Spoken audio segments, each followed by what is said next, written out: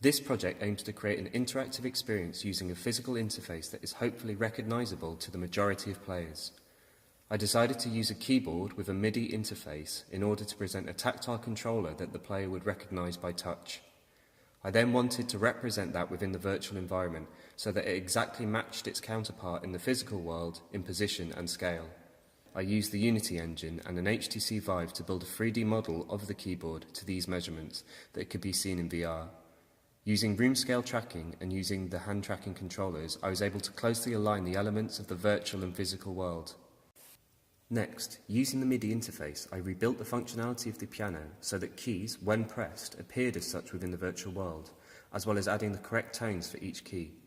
From there, I attempted to see how I could extend the experience using these inputs. I briefly looked at how to virtually incorporate the player's hands into the environment using a Leap Motion controller. However, after trying a number of arrangements, it became clear I would not be able to achieve the accuracy of tracking whereby the virtual fingers would meet the correct keys when pressed.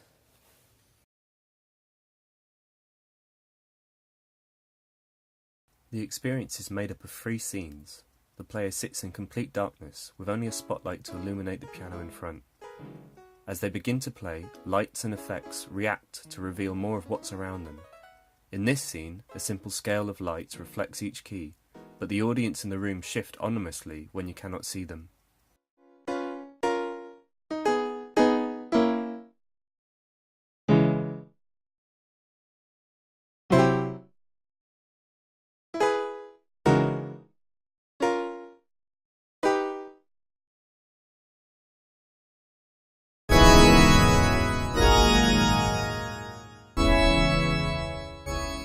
You suddenly transport in the second scene from the small room to a vast expanse of a chapel.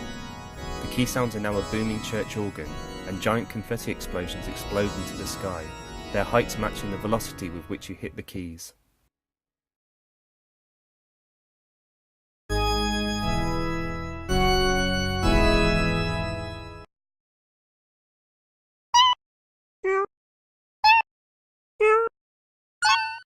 Finally, you're introduced to small creatures that represent your notes. Their mouths open and close to sing for as long as you hold the key. They tumble into each other as you build your chords. The rainbow colours on the piano match the colours of all the effects that you see throughout each scene.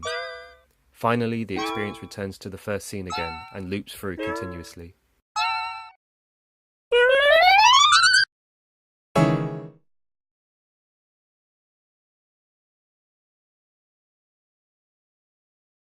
You can begin.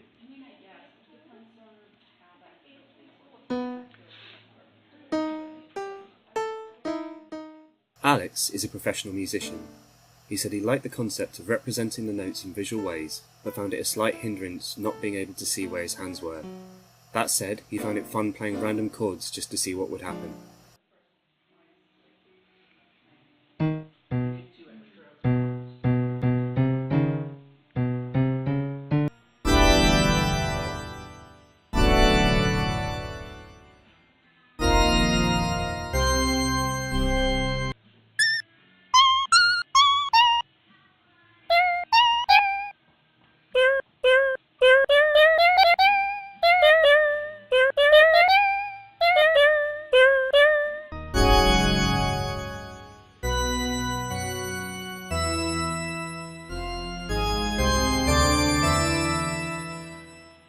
Cool.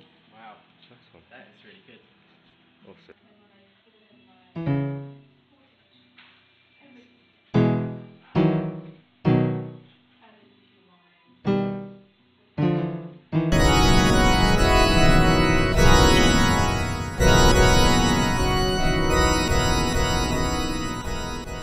Ellie used to play piano, but said she's since forgotten.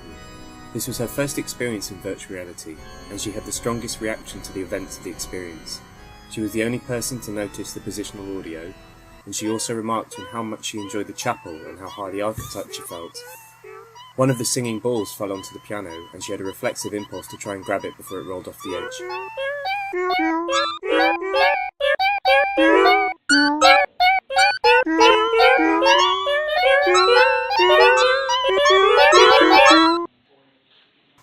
Panya, on the other hand, has had a lot of experience with virtual reality, but has never played the piano before.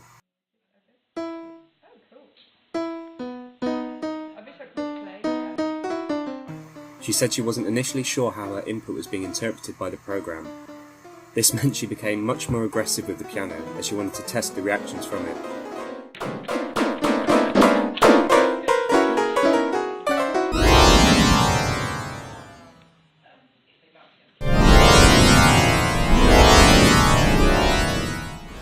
And also this ended up meaning that she saw much more of the visual elements of the experience. It made me think about what I could change to encourage and reward more thoughtful playing.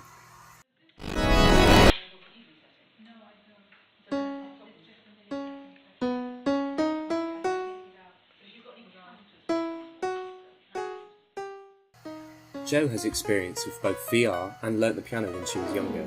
She was a lot more careful in her approach. However, this led to her stopping the experience early as she was not sure what was supposed to happen. Huh? Have I missed something important, or is that? It's a very just experiential. Oh no, there's more. Oh, there is more? Yeah, there's more, yeah.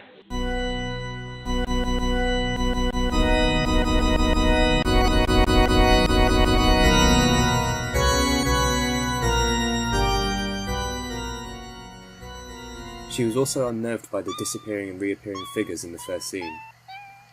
She said she felt the singing ball scene should lead the experience, and also enjoyed the drama of the chapel scene.